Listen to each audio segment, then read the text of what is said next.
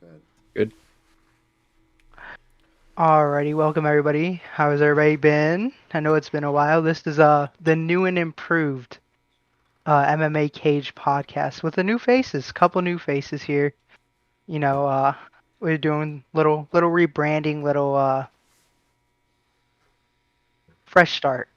Good word for it. But yeah, as always, my name's Zack, and I'm we Theron. Theron. Jaydin, what's up, everybody? Yeah, why don't you guys tell them a little bit about yourselves? Let the people know. Um, um, Go long, ahead, Jay. long time MMA fan. Been watching this shit since I was about 9, 10 years old. Um, first thing that ever got me into MMA, my cousin let me watch Robbie Lawler, or I'm sorry, it was Dan Henderson versus Michael Bisping. And Dan Henderson knocked out Michael Bisping, and from that day on, I fucking have just been in love. So here to keep the vibes up, keep the MMA knowledge going. Yeah, no, same here. Long time MMA fan. I got in probably a little bit later, from around the time Connor was popping off. A little bit of the Chuck Liddell fucking age too. I was a Chuck Liddell fan when I was real young. But yeah, happy to be here. Happy to talk about this shit. Absolutely. Let's just jump right into it, cause we just had a fight night. Just coming off a fight night. A crazy one. It definitely. Yeah, It was it was a banger. headlined. Yeah, definitely. Headlined by Curtis Blaydes and Chris Daukaus. Um, In me and Jay's hometown state of Ohio. yeah, OH. sadly. Sadly, Who's from oh yeah, Michigan? Yeah, we got a yeah, Michigan boy. yeah, bro. Um, but no, I mean we're just so everybody understands. We're just going over the main card for this. Didn't really want to go too much into the prelims just for this card, but obviously for 273 coming up, we're gonna go over everything, and you're gonna get a little bit of early predictions from us here too. Um, and then following up next week, more than likely, we're gonna get more detailed and more, precise predictions coming in. But really, not a bad card this past week. It was Definitely exciting. some, definitely Yeah, some fun fights. And starting them off on the main card, it was Mark Casey first, and I'm probably gonna butcher his name here, Vyacheslav Barshov. And coming into this fight, Casey, who's a 10-fight veteran in the UFC, this would be his 11th fight.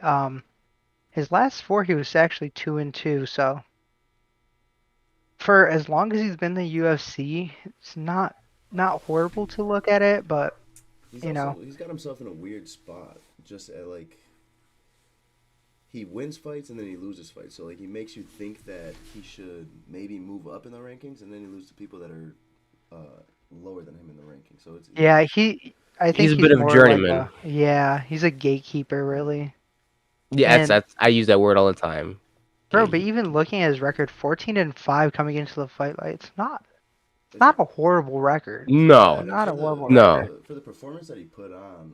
I mean, I wasn't expecting it from the memories that I have of Mark Casey. Is usually stand up, but he took the fight to He the wrestled ground. it. He Yeah, Yeah, really just kept he well, him in the wrestled the corner. shit out of him. we'll get into that in a second here, but for Vyacheslav Barsho, I mean, this second fight in the UFC, he actually won a contract off Dana White Contender Series with a nasty knockout in October 21 against Chris Duncan. Yeah, And his last fight, actually, back in January against Dakota Bush, it was a body shot KO. That was Wow. pretty nasty too. Yeah, coming into this fight, he was 6-1, and he has a predominantly kickboxing background.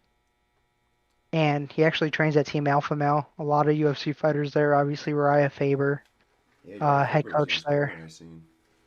Yeah, but I don't know what it is with Team Alpha Male guys. It's just They're on a downward slope, unfortunately.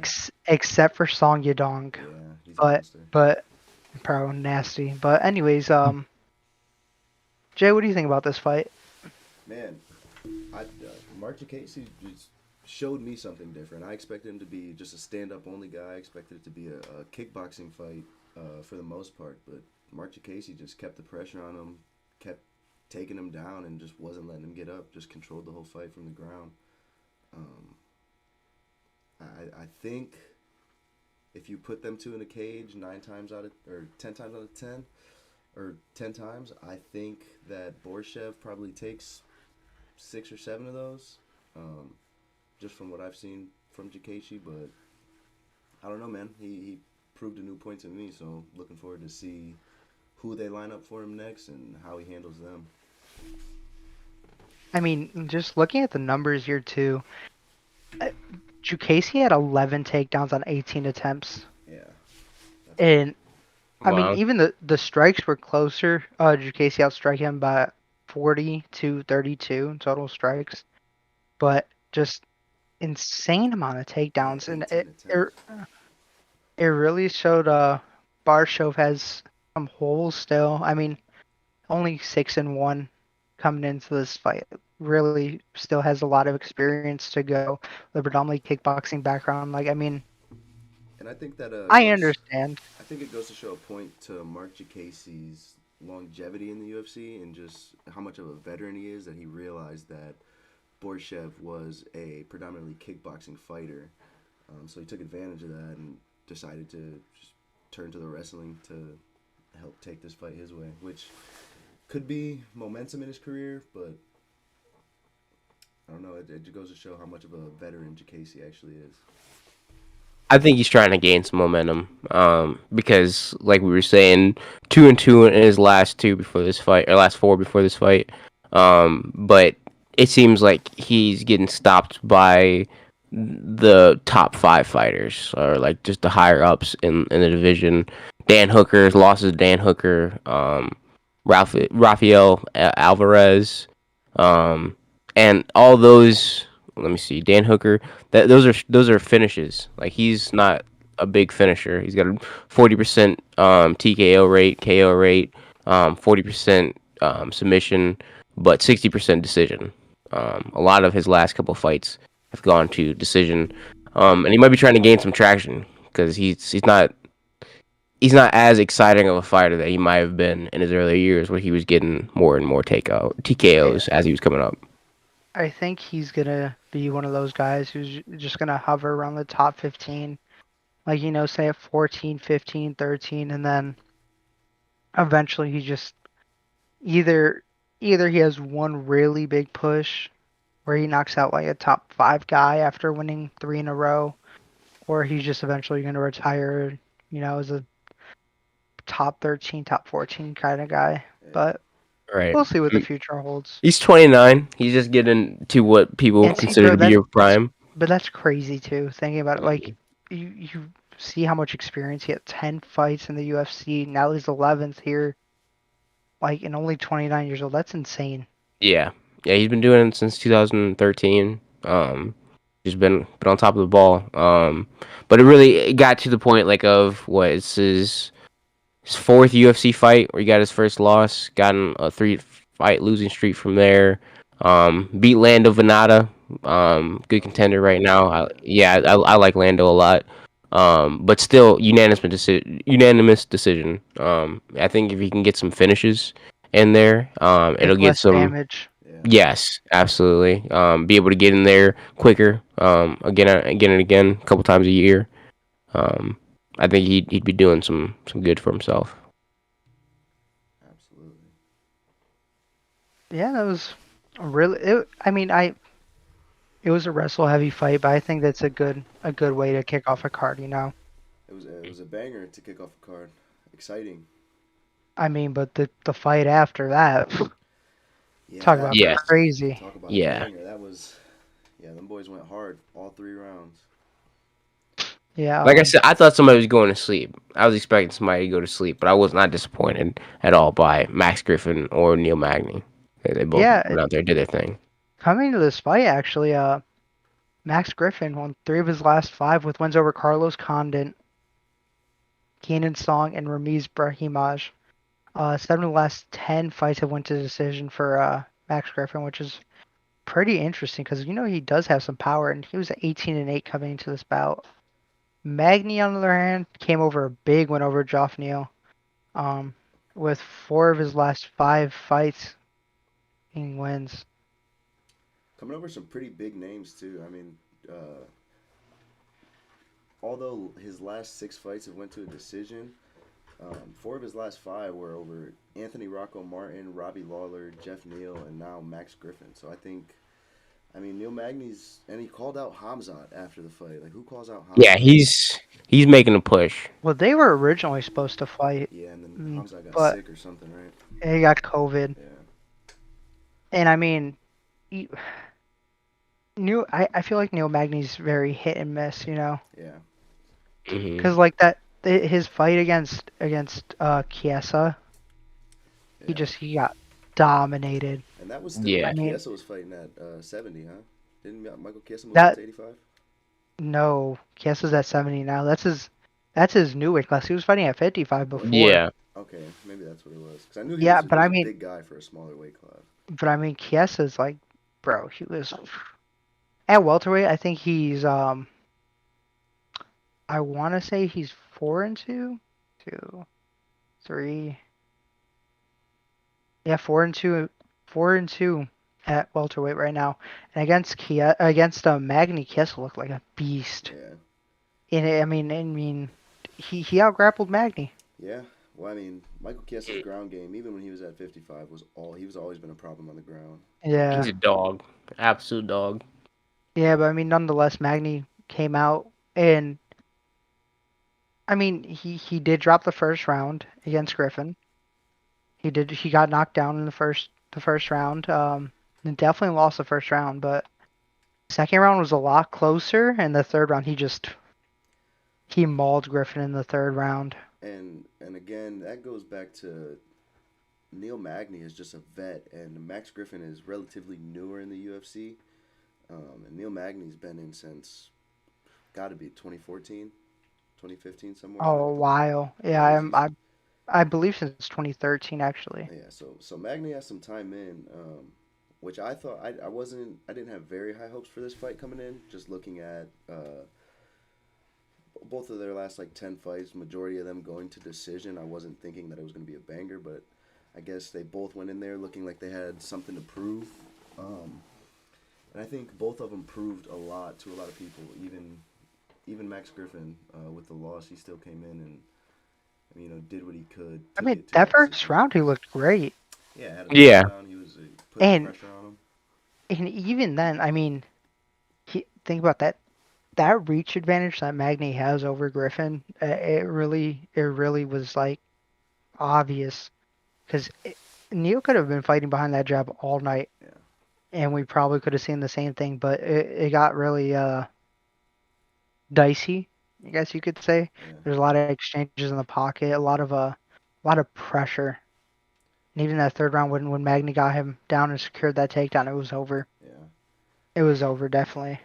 And it's not like it was a very like a unanimous decision. Like nobody clearly won the fight. Could have went either way coming down to the wire. But Magny just took that knockdown and just picked up off of it. Kind of made that third round really like separated the two. Definitely separated them. Yeah, absolutely.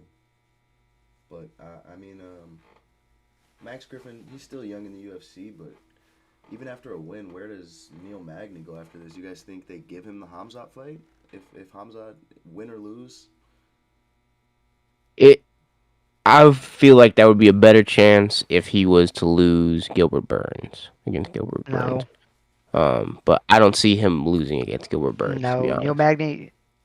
Neil Magny used to fight Sean Brady. That'd be a I like that best fight. case scenario for both. Because think about it, Magny coming off a win, Sean Brady beating Michael Chiesa, the guy who beat Magny. Yeah. And right now we're sort of like not at a standstill, but welterweight's very interesting right now. Yeah. Because like Yeah. I said, the top you have Colby and Kamaru. Those are going to be your top, your champ and your number one contender for the arguably next year. Yeah. Depending on what happens on UFC 273 with Hamza and Gilbert, you might see Hamza jump up. You might see Gilbert keep his spot in the top 5, top 3. I think he's third right now, and he might make a push for Colby, but we'll see what happens. For Max Griffin, I mean, They can I'm go a not lot of sure ways. really. I think they can go a lot of ways with Max Griffin. Well, like looking at Max Griffin's record, uh, his some of his losses really aged well. Losing against Cowboy Oliveira, losing And to that was a questionable one for me. Um, I was talking to Jay the other day about Oliveira's record and just how all over the place it is. And spotty just of certain times he's gotten the nod, and I don't yeah, necessarily think that was one that he should have got the nod. I think Max yeah. Griffin won that fight. But I mean, he also does have win. He does have wins against Mike Perry. Right. He, like I said, Carlos Condit, which is he's a killer, bro. No matter what, like he's consistently been like game every fight he's had. Yeah. Um, even Keenan Song 216-6, not a bad record. Yeah. Yeah. Well, and even looking at like And some of his unanimous decision losses, Curtis Millender, he's a monster. Cowboy Oliveira, that was a split decision, so that could have went either way. He's fought some big names in the UFC, some he's good up fought and comers. Kobe Yeah, Kobe was his Yeah. debut back fight. in 2016. You know, which I mean, he I took him mean, to the third round and lost to TKO by punches, but yeah, took Kobe to the third round in your debut fight. I don't think that's a bad feat to hold under your belt. not at all. So he definitely has potential. It's just about who do they give to him next. Um, it is. Like I said, I think. I mean, I'm not. Honestly, it seems like I said, like welterweight's such like a standstill. When you look at the top 15, I mean, I don't know off the top of my head right now what's going on with top 15 for welterweights. Well, I'll give you the top five. So champion, obviously Kamaru Usman. One is Colby Covington. Then we got Gilbert Burns, Leon Edwards, Vicente Luque, and then at number five is Bilal Muhammad. Oh, easily, I can tell you right now who they'd have him fight. Jorge. That would be a good fight. Jorge or like Santiago Ponzinibbio. I was gonna That'd say, be a good You fight. saying that for Max? yeah, Yeah. I don't think that would be a bad fight at all. Him and Max. either of them. I'd Uh, say probably give him Santiago Ponzinibbio first, since he's a little bit lower ranked than Jorge. See how he handles him. But I mean, you also got Li Jiang Liang's up there. And he's just coming off a loss too. Yeah, Jeff Neal, Chiesa's top 10. So Yeah, not to get too far off topic, but I don't know if it was just a meme or if they were serious about this, but is Jorge getting 7 years? Somebody If said if he gets convicted, yeah, I mean, that's crazy. I mean, That's wild. that's felony, like it's he felony assault, committed a right? felony, Yeah. bro. Yeah. Yeah, I mean, I get you. Yeah, yeah, no, that's wild. But it was one of those 007 memes.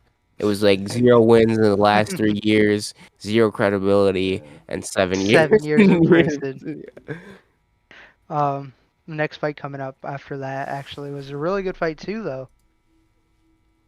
So Oh, Kaikara France and Ashkar. Askarov, yeah. And Yeah, coming man. into the fight, I mean, Askar's undefeated coming into this fight, Yeah, 14 he 0 was and 1. 490 or minus 490 going in betting Something odds. crazy, yeah. He came Um, off 3 unanimous decision wins in a row against Joseph Benavidez, which is It's a big name. yeah. pretty good contender. Was that the nail in the Alexander coffin for him?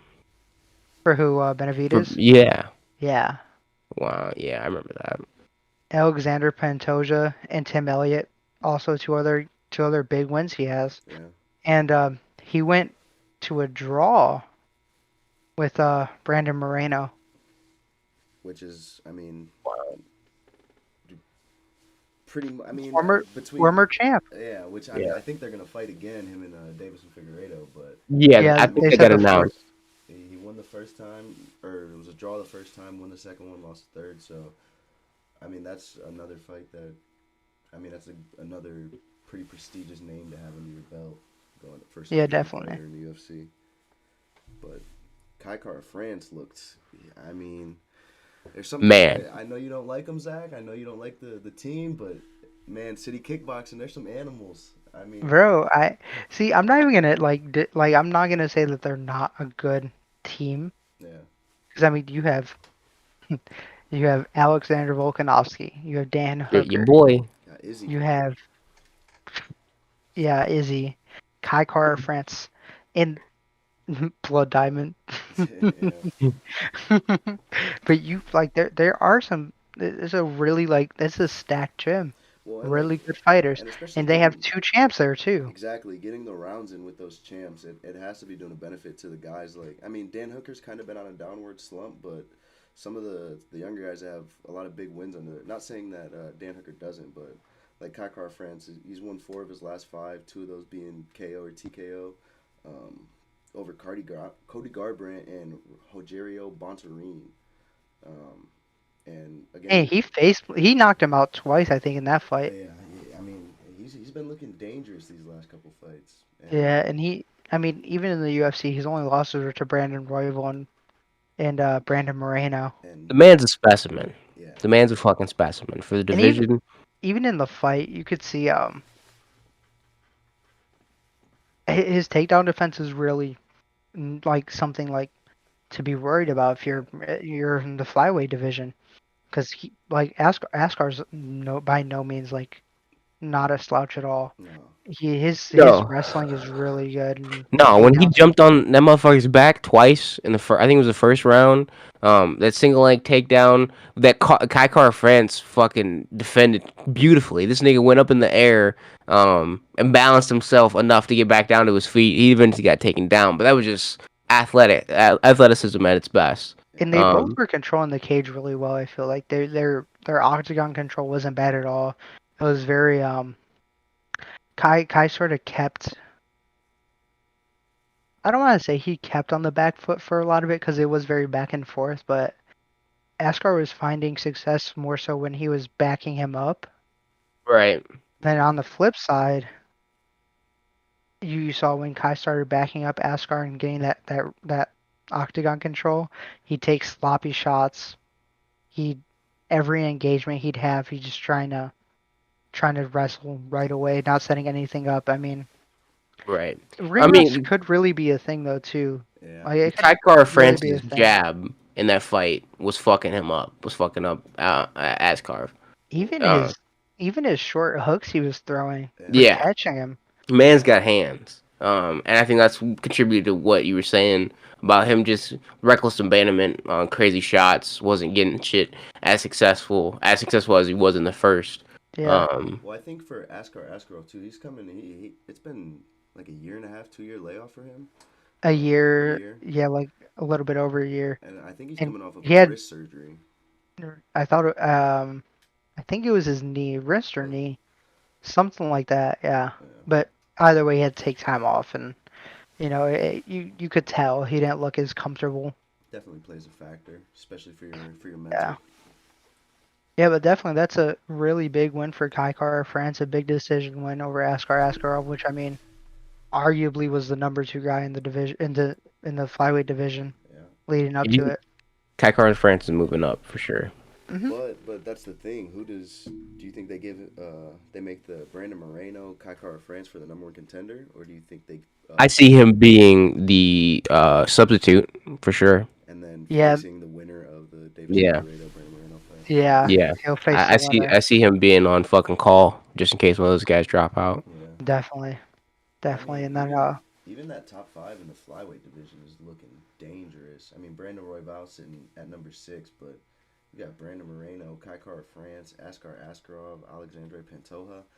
That's a deadly top 5 with Davis and Figueiredo as your definitely. champ. And the flyweight, it's not even like the flyweight division isn't competitive, because it's very it's very like this guy can beat this guy. Like everybody can beat each other in that division. Absolutely. Right. It's a lot of like diciness and mixiness to it, which is interesting. It makes the division more fun. And there's Which a think lot about of it, young up and comers too. Like Manal Cobb and is at number 14. think about it though. Like 4 years ago, 5 years ago, they wanted to kill this division, Yeah. and look at how much it's changed since then. Yeah. It's definitely revolutionized. But Well, I think you're seeing evolution of fighting yeah. in like Yeah. What did I say? the flyweight. Revolution. Well, I mean, the flyweight division is a good example of like change happening. That's a good change. Yeah. But Yeah, no, I agree. excited to see the future for. I mean, this top five flyweight division's always been one of the most exciting divisions Yeah. to me. You know who I'm interested in seeing the future for? Who's that? Matt Brown. Man. Matt Brown said in an interview before this fight, I think it was on Ariel Helwani, MMA Hour, that he wanted to sign another 8-fight contract, and try to get to 45. He's 41 right now. Well, I mean, even like coming into the fight, he came off a huge knockout win over Diego Lima, who Douglas Lima, his brother, who fights in Yeah. Bellator, former Bellator champ. Yep. He literally Matt Brown flatlined him, like Yeah. in 2021. That nasty knockout. And I mean, for being 40, the man is he's a killer. Yeah. Yeah, and he's not losing to any bitches. Like, lost to Carlos Condit. That was fucking unanimous decision. I'm not familiar with Miguel Bieza. I think that's how you say Miguel his name. Biza, he's not a slouch either. He actually, I think he just got knocked out by Chaos Williams, but it was a good fight. He pretty nasty. But beyond that, like, he hasn't lost to somebody who was on top really at that point in time, Donald Cerrone, since 2016. So it's like, Yeah. he's been doing pretty good, and had some like flashy fucking knockouts. Like that fucking Diego Sanchez knockout has been all over the place. Bro, that elbow's disgusting. It was ridiculous. That It was fucking elbow is. ridiculous. Ooh. But yeah, and for Brian Barberena, I mean, this is a good one to have on your record, definitely. 'Cause Yeah. he's been on the opposite end of some highlights for sure. Yeah. Well, But, I think beating Matt Brown in his home city, I think that is It's I think huge. it was Yeah. pretty big Huge for his, him. not Not even for like him as a person, but his record. for his stock. I I think that's Matt Brown definitely needed to Yeah. get named Oh, up here. yeah. He's got a Definitely. bigger following now because of it. Definitely. I mean, and that was a close decision win, but when you look at the numbers, Barberena outstruck him by almost 100 strikes. Shoot. It was 186 to 95. Matt Brown had 5 takedowns, but like that's insane. Yeah. That is crazy. 186 to 95. And that was Especially still Matt Brown being as old and as much of a vet as he is. I mean, you'd expect him just to fight behind that jab a little bit more, kind of set things up a little bit more, but kind of seemed like Brian Barberena just had octagon control from the moment the fight started. Like, Matt Brown had no answer for Barberena's striking, other than the Yeah. takedowns. Nonetheless, though, a really good fight. I think they won fight of the night. Yeah. Yeah. It's going. But moving on from that, we have the co-main event of the evening, which was Joanne Wood and Alexa Grosso. And coming into this fight, Alexa Grosso has been looking pretty good. 2-fight win streak. With wins over Alexa Macy Grosso Barber. looking kind of like she got to touch it down, if you ask me. Oh my God. Something going on with her eyes, man. I can't deny it. But I mean, like looking at, I mean, 2-fight win streak going into this fight over Macy Barber and Ji Yeon Kim. Won 4 of her last 5. 4 of those fights were decision, but nonetheless they were wins. I mean, but she's not afraid to bang too. Oh, absolutely No, and not at as all. we've seen in this JoJo Wood fight, her ground game is decent. It's.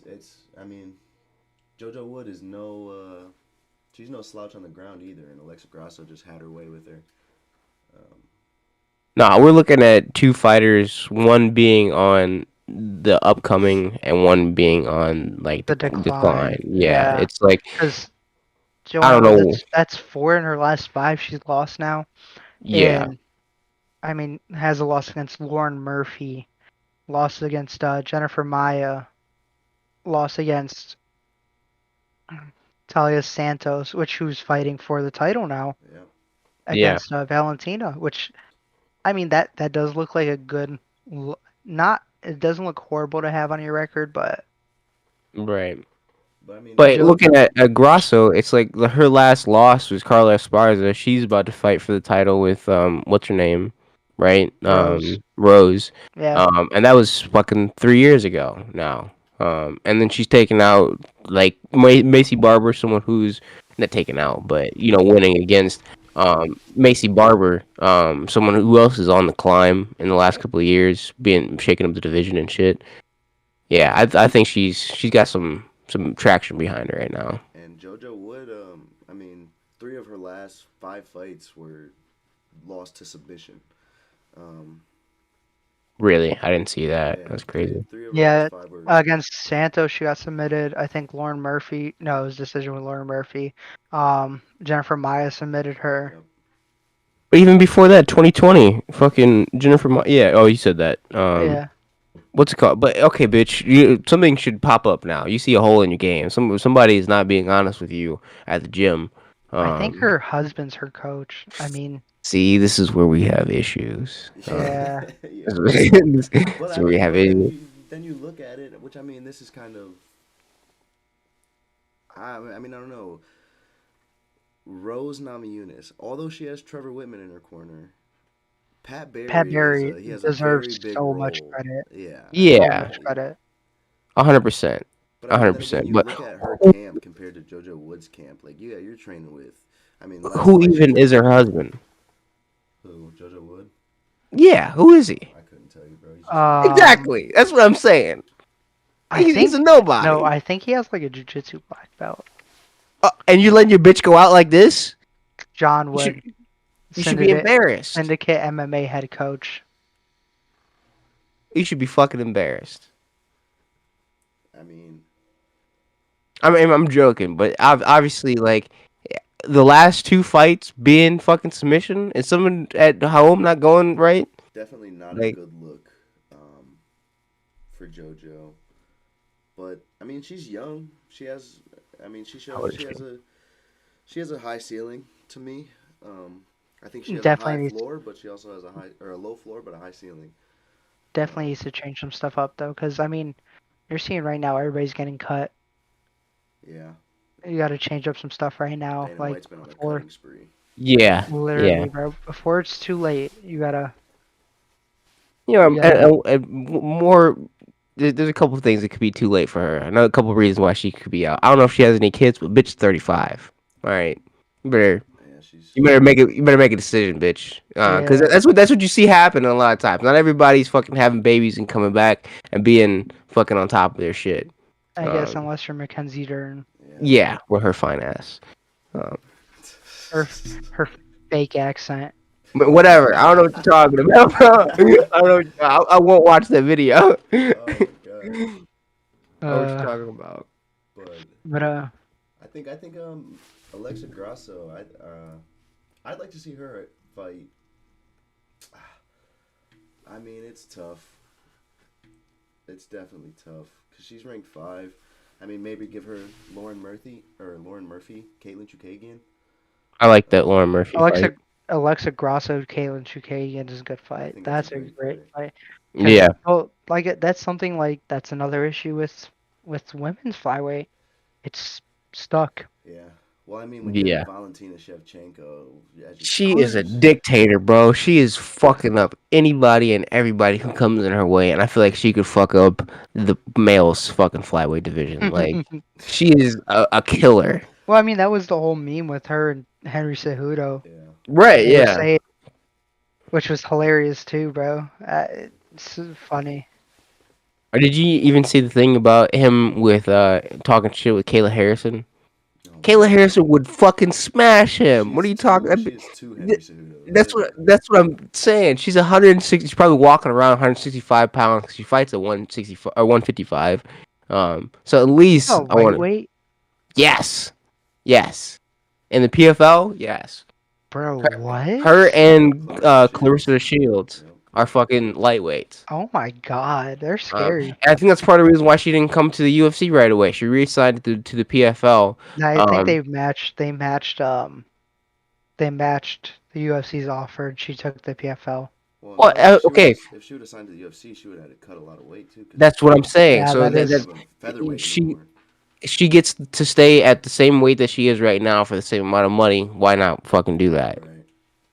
And your champ still there, so you're only getting champ money, Yeah. champ competition. But no. speaking of which, somebody who does have some, champ competition, Curtis Blaydes. Man, oh man. Yeah, he was talking about he deserves the title fight, and I mean I see his point. I see what he's saying. He's been in the top 5 for the last 2 years. Um, He's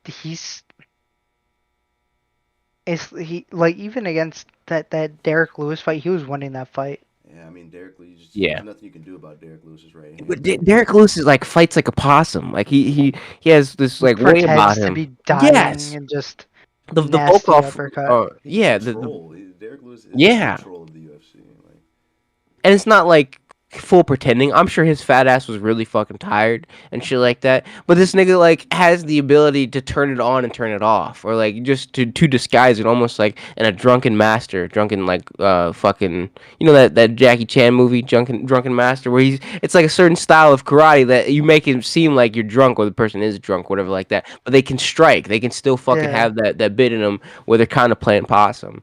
And but I he mean, fucking got to it, man.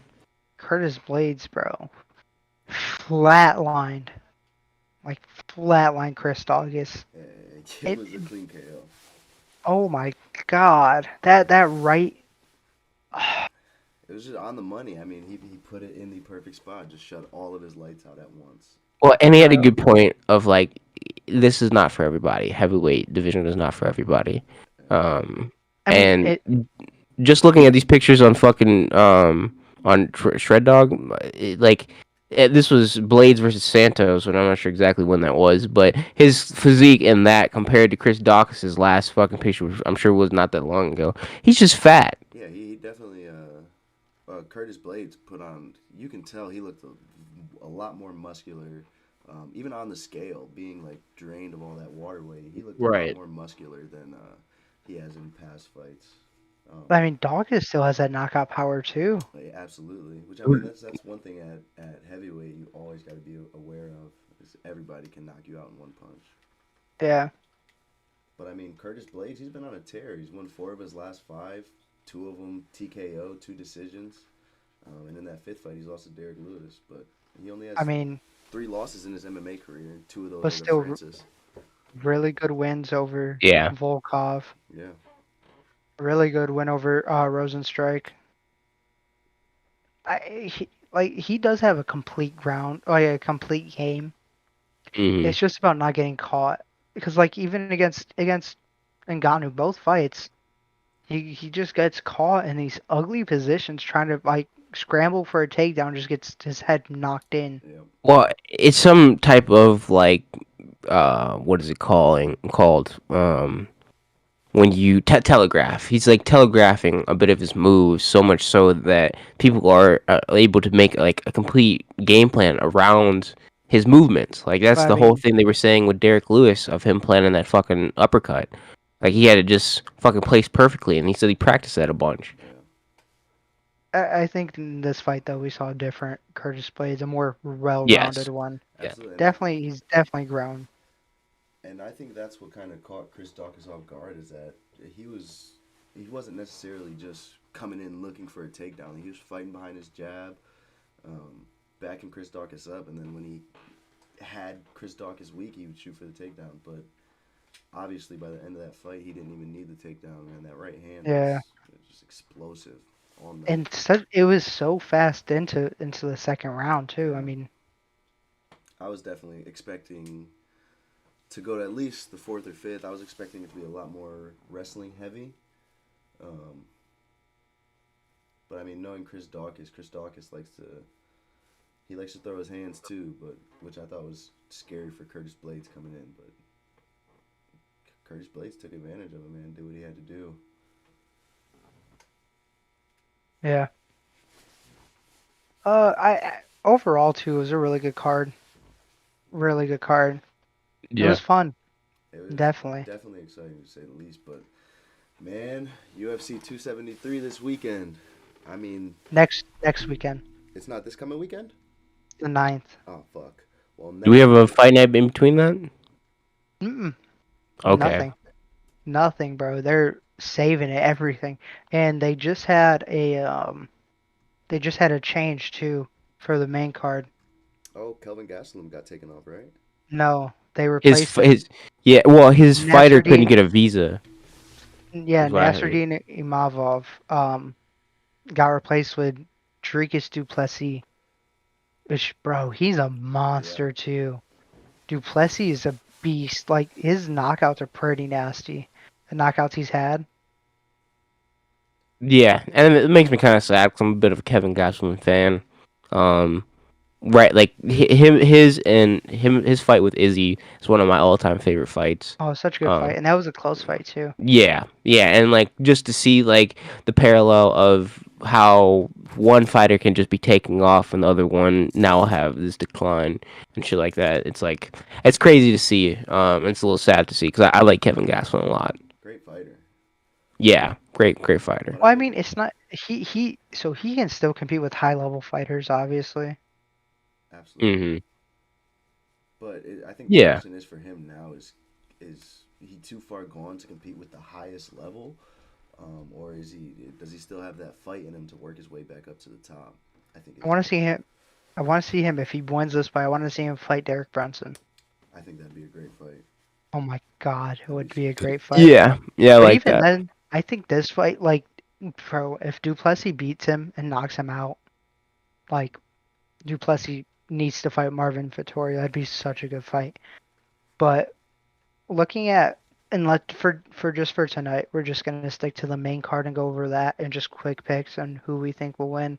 Yeah. And like I said, we'll bring back a more in depth, a more in depth picking and just explaining everything better. We're gonna try to get a little organized too. Get on a Yeah, definitely. consistent schedule, just so we can like for tonight do these predictions and then get more in depth maybe on like a Saturday, when none of us really have anything to do. Um, Yeah, because I mean, we're our schedules are looking pretty good right now, Pretty clean. Hmm. so we should be getting content out for you guys definitely.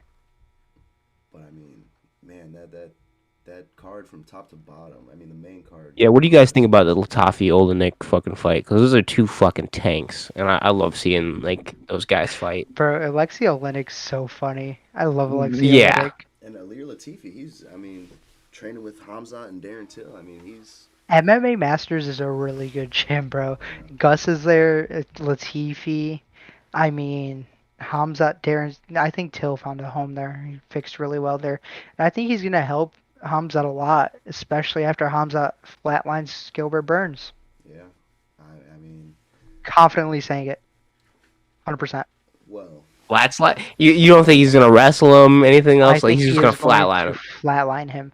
Okay. Burns is a jiu-jitsu black belt. Burns on the ground is a wizard. yeah. I think Yeah. I mean, Hamza's ADCC gonna world keep it champ. standing. Hamza's gonna keep it standing and just flatline him. He's gonna throw a check right hook that just drops him.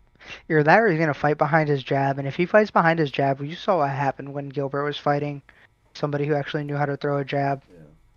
Kamar just Right. manhandled him.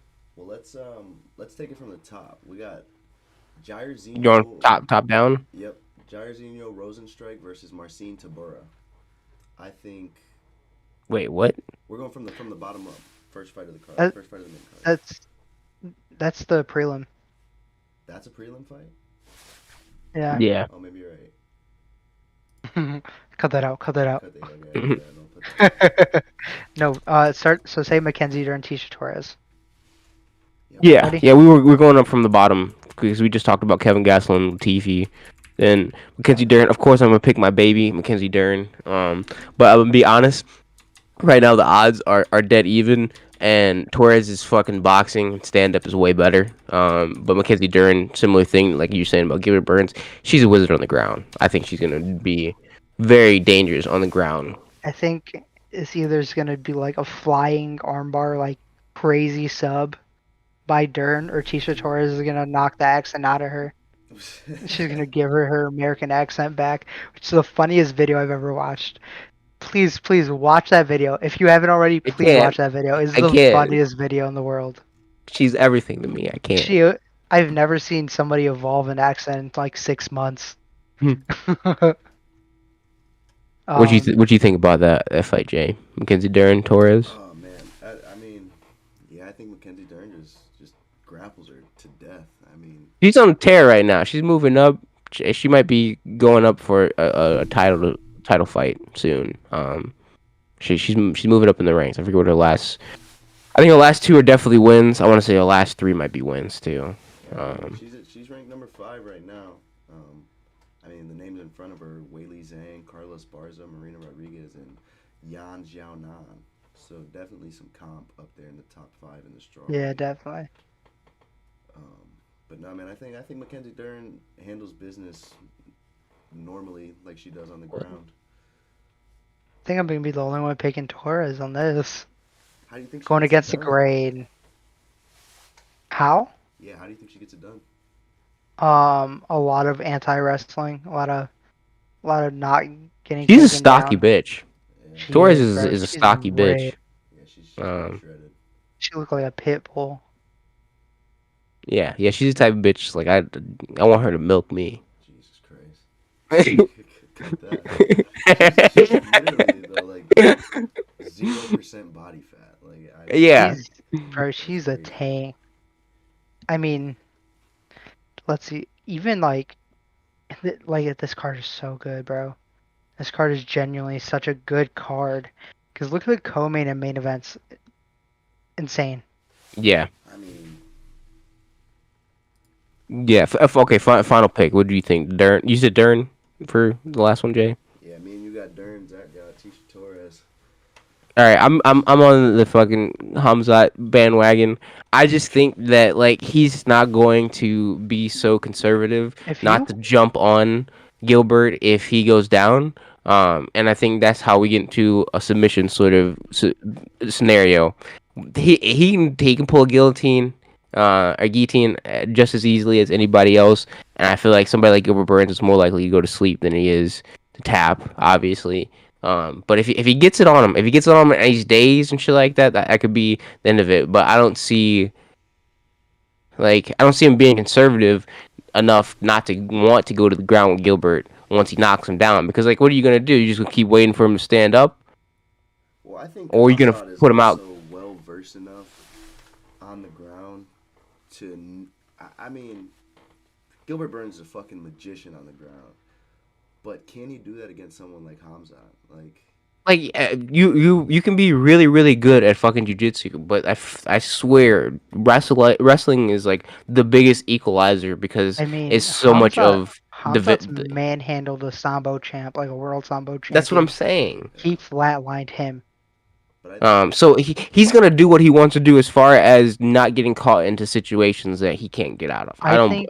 I think the only way it goes to the ground is if Hamzat drops him, and if Hamzat drops Burns, Burns is getting flatlined. That's what I'm saying. I also think Hamzat is he's the fucking man right now, and I think he wants to go into this fight and prove a point. So I mean personally, I think Hamzat might go in here and try to take. I mean he's gonna throw his hands a little bit off first, but he's gonna throw his hands in a setup for a takedown. It would be amazing if like we had another like flying knee knockout on that like right in the beginning. You just see Hamzat fucking. Well, I don't think Gilbert's gonna try to box him. You think so? Oh yeah, he's cocky like that. Yeah, I mean, same thing he did with fucking Kamaru. Why didn't he go to try to take him down with Kamaru? Well, I mean, Kamaru's wrestling is nasty. But same thing. He started doing that with Kamaru was he arguably won that first round.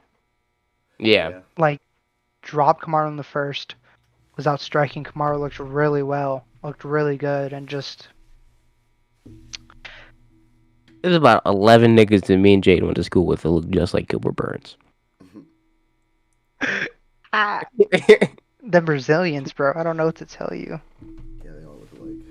All right, moving up from that, and I mean we're on par for the most part with the predictions on odds, Vegas odds, and shit like that. I'm gonna be in the same fucking realm with the Vegas odds on this next one. Piotr Jan, he's gonna take it. Aljamain is a joke. No offense, but he's not Piotr Jan. Um, and I don't think he's gonna beat him just on the fact that he's not as like well rounded. Like Piotr Jan has like maybe not the sharpest knife, but he has every knife. He has a fucking chef's blade. He has a paring knife. He has I would disagree. where is he lacking? No, not that he's lacking. That he's consistently like top tier with his boxing. His foot movement's insane. Yeah. He can set up scrambles. He can throw takedowns. He's consistently good in every single area. That when it all comes together, he's by far the best bantamweight that we've seen. What are we disagreeing about? I'm saying the same thing. Well, you said he's good at everything, but there's not one thing he's particularly amazing at. I'm saying that he's Oh no, he I is didn't so I didn't good mean at I everything didn't that he's yes. amazing all around. No, I didn't mean it that way. I guess to disrespect his boxing, but just to say that he was more well rounded. It might be to a point. Which It he might be is. like it might be like more of a teardrop than a circle. And the point being boxing. But Aljamain has wrestling. Aljamain has a couple submissions. He got out Yeah. wrestled. Yeah. In their first fight, he got out I wrestled. think the thing that Jan has to watch out for is Aljo's like I can't say that. If Aljo gets on your back, I was gonna say Aljo's like a little monkey, but I didn't. I didn't want to be racist. But hey, bro. Hey, they know you light skin. It's fine. Yeah. I keep it a buck, bro. Yeah. But Aljo's like a backpack. Look what he did to Corey Sandhagen. Like he just. But Corey's long and lengthy. Yeah, if he has the time, I think he could do it. If he gets on him when they're dry in the beginning of the first or something like that, I could see that being more of a possibility. But if he jumps on his back with a minute or something like that, I don't think he has enough time to close it. But Piotr actually, like we've seen, he's able to scramble. He's able to get out of situations like that. Right. I think the only way that Aljo's gonna win is if Jan starts off too slow, which because he did in the first fight. Like watching back that first fight, you can see just how slow he started. Arguably lost that first round, definitely. Second round was really close. Third round wasn't as close, but you could still make an argument for Aljo. Fourth round, he dominated Aljo, and then the knee. Yeah. All in all, But I think Piotr Jan takes it. Definitely. Yeah. I think Aljo's gonna come in very emotional just by the way things happened in the last fight. And I think I'm gonna call for a knockout, a Piotr Jan knockout. Yeah. Yeah. No, I'd get on with that. I think it's gonna be the same way he knocked out Uriah Faber, where he's gonna frame and throw that head kick, and it's just gonna catch him flush. Yeah. Right. I mean, you hate to see Aljo go down. I mean, Aljo's one of my favorite fighters. Hate to see him go down like that. But Piotr Jan is just a different animal. Nah, fuck that nigga, man. But moving on to the main event, Alexander Volkanovsky versus the Korean zombie Seung Jung. I think this is a very scary fight. I mean, stylistically, it's a bad fight for Korean Zombie in my eyes. I think the only way Korean Zombie has a chance at winning this is getting off one of those lucky submissions, but I don't think Volk will even put himself... Or an elbow. Or, crazy elbow, but... But, to be realistic, Volkanovsky is probably going to take this one, if I had to guess. I think it's going to be a competitive fight, but it's probably going to be a decision win for Volk. Unless Volk just tears those legs up. I mean, looking at the Max Holloway fights, and even that Ortega fight, he pieced up Ortega with the hands. Well, I mean, that's his biggest weapon is leg kicks. Because his frame is so much smaller than everybody else. And he's so fucking big, like, to be 220 pounds before. He used to weigh that much and dropped all of it. Tree trunks for legs still. Like, that's the last bit of weight that he's lost was his legs. But, I mean... Go ahead. No, you're fine. I was going to bring this point up. but I don't remember Volk using the leg kicks as much in the Ortega fight, which I think that being because Ortega's a jiu-jitsu guy, and being able to catch those leg kicks and maybe get a trip or roll for a fucking like a knee bar or an ankle lock. I think that Volk will probably lean more on his boxing than he will on the kickboxing. I think he's going to try to stray away from those kicks against Korean Zombie. Just due I to mean, jiu-jitsu. Korean Zombie's also so much longer than him too. Like that, there's a big height, a real like a real. Big gap in their height and weight. I wouldn't Not how height and not in weight, their but weight, but just yeah, their length obviously, yeah. and the height and the So, length. yeah. I think it's gonna be something that Volk knows how to fight around because obviously Max Holloway, so he knows how to fight around it. I think it's gonna be interesting to see how he does it against Korean Zombie though. Yeah. And I don't think Korean Zombie will be able to keep up. And I don't think he's as durable as like Max was. And But at the same time, I don't think Volk would be able to take too many shots from Korean Zombie. yeah. Because Max is a more of a volume striker, like Colby. Yeah. And looking at Volk too, another thing that's going to be tough for Korean Zombie is, I mean, just the city kickboxing guys, man. They're all about angles and cutting off those angles and hitting you with those like little short angles, and they're never there. They're always there when they're hitting you, but they're never there when you're trying to hit them. Mm-hmm. And I think that's going to cause a big problem for Korean Zombie, which is going to make him try to lean towards those takedowns. But again, Volk is just, I mean, he has great hips. Definitely. Yay. No, I'm fucking with you. All right, but final picks. Yeah. Just top to bottom. We gonna go that way. Oh, we just Yeah. I mean, Whatever you want. Volkanovsky, fucking Piotr Jan, Chimaev, fucking Dern. I'm gonna take Latifi. I like Latifi. And I'm gonna take Kevin Gastelum. Latifi. No, Latifi, you got it right. Okay. Jay, go ahead. I'm gonna say Volk, Piotr Jan. Gotta go with Hamzat. I'm gonna go with Mackenzie Dern, and I'm gonna say Kelvin Gastelum as well. Oh, and Aaliyah. What about? Aaliyah. Okay. All right, ready? I'm gonna go Volk. I'm gonna go Jan. Hamza, of course. Tisha Torres. I'm gonna go Olenek because I love Alexei Olenek. Bro, he's so old. Yeah. He's so durable. Still getting it done. And then I'm gonna go Duplessis. Yeah. No, I think that's the Duplessis is a smart decision. Bro, he's a beast. Yeah. I'm He's a emotional about this beast. one. Don't come to me for betting advice. I mean, necessarily. the way he knocked out Trevin Giles too was insane. So I think it's gonna be interesting. Trevin Giles, another up and comer too, man. And Yeah. Stopped him in the tracks, but But interesting. yeah, no, we have a lot to look forward to. Absolutely. A lot to look forward to and a lot more to talk about, for sure. But On the next episode. On the next episode, of yeah. the Cage MMA podcast.